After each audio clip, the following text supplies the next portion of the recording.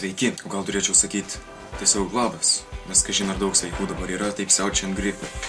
Gavau nesenai tokį mielą komentarą, kur manęs prašė naujam videoblogį ilgiau pasišypso. Nu tai...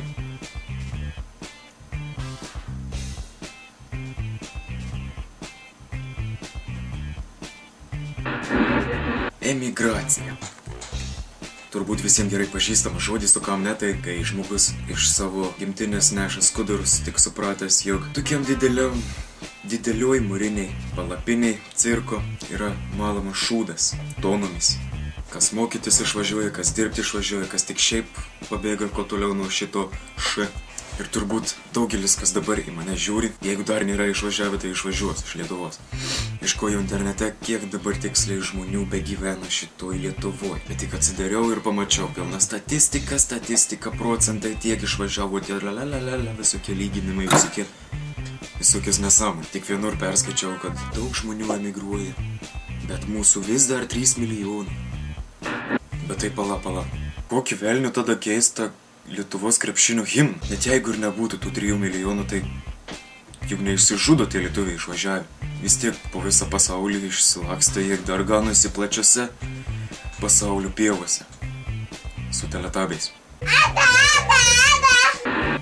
Velnius nematė, tai pakeiskim ir Lietuvos himną. Kad jau prakalbom apie tuos lietuvius ir milijonus, nesenai pagimdėm tokį projektą Facebook puslapyje Lietuvos vlogeriai. Ten stengsimės visus Lietuvos vlogerius išsibarsčiusius visoje Lietuvoje surinkti vieną krūvą. Aišku, prie to puslapio ne tik video vlogeriai gali jungtis, bet gali jungtis ir tie, kurie tiesiog mėgsta žiūrėti video blogus. Jungiamės prie puslapio, kviečiam draugus. Jungiamės ne tik video blogeriai, bet ir tie, kurie mėgsta žiūrėti video blogus, ir seni, ir jauni, ir istoriai, ir ploni. Ir visi kiti. Vlogeriai ten galės dėti savo video, būt žiūrimi, būt komentuojami, būt vertinami. Tai va, šiandien turbūt tiek ir sakysiu visiems emigrantams ir nemigrantams iki kitų kartų. Tuoj rodys hausą.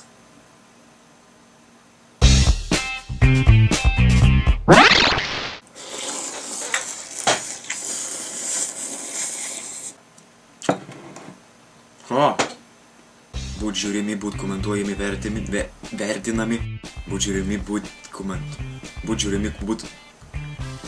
žiūrimi. Ne, bet tą darau. Video blogą suku.